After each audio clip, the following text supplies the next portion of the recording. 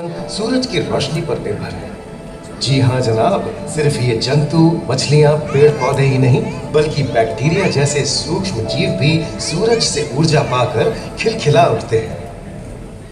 ये देखो मिस्टर ऊदबिलाव, कितने मजे ले रहा है।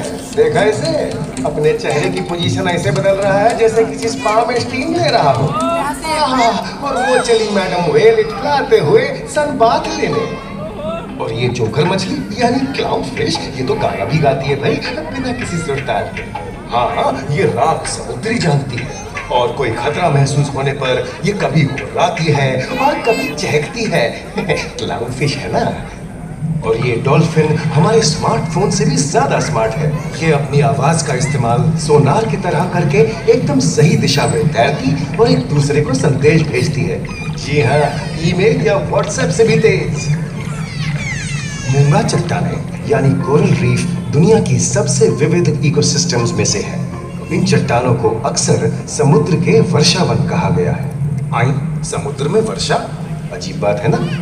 अरे दरअसल इनका नाम इनके आसपास बसे इन जीवों की विविधता के कारण पड़ा है। इनमें से कुछ मूंगे गर्म उथले समुद्र में तो कुछ ठंडी अंधेरी गहराइयों में रहकर हमारे इकोसिस्टम के संतुलन को बनाए रखते हैं।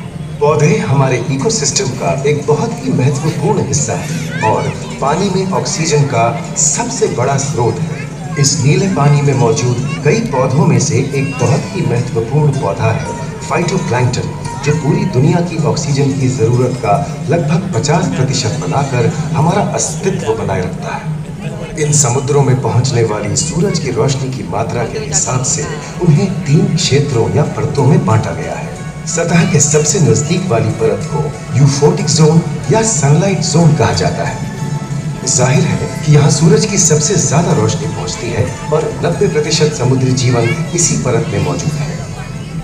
अगली गहरी परत को डिस्पोटिक जोन या ट्वाइलाइट जोन कहा जाता है। इस परत तक सूरज की सिर्फ 1% रोशनी पहुँचती है, जो पौधों के जिंदा रहने के लिए काफी नहीं है। तीसरी और सबसे गहरी परत डेफोटिक जोन या मिडनाइट जोन है।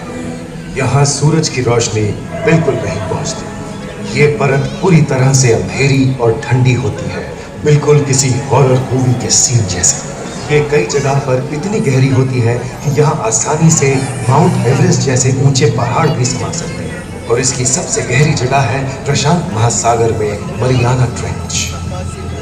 महाद्वीपीय तटों के साथ लगे उथले समुद्री इलाकों तक पहुंचना आसान है, लेकिन ये समुद्र का सिर्फ 10% है।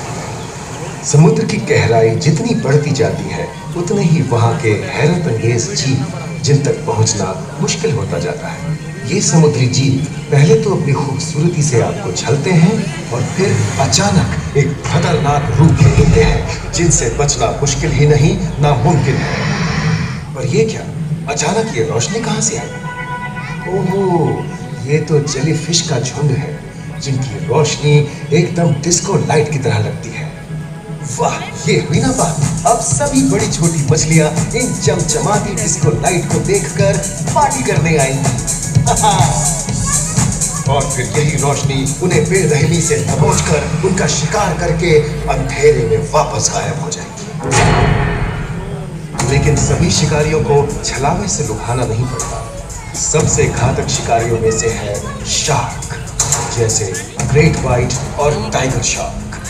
शार्क आमतौर पर सूरज ढलने के बाद अंधेरे में शिकार पर निकलती है, समुद्री जीवों का यमराज बनकर। आज तक शार्क की 500 से ज्यादा प्रजातियों का पता चल चुका है। ये हर तरह के खुले महासागरों में, मूंगे की चट्टानों में, आर्कटिक की बर्फ के नीचे और समुद्र की अंधेरी गहराइयों में पाई जाती है। और ये है समुद्री घोड़ा, जो तबड़क तबड़क नहीं, छप छप छप छप करता है, यानी दौड़ता नहीं, तैरता है। हमने इन समुद्रों के बारे में बहुत कुछ जाना है, पर अभी भी बहुत कुछ जानना बाकी है। ये सागर गहरे और विशाल, ठंडे और अंधेरे में डूबे होते हैं। इन गहराइयों में पनपने वाली 17,000 से अधिक प्रजातियां मानो किसी कल्पना से कम नहीं। किसी खूबसूरत एंजल की तरह दिखने वाले जीवों के साथ साथ न जाने और क्या क्या देखने को मिले।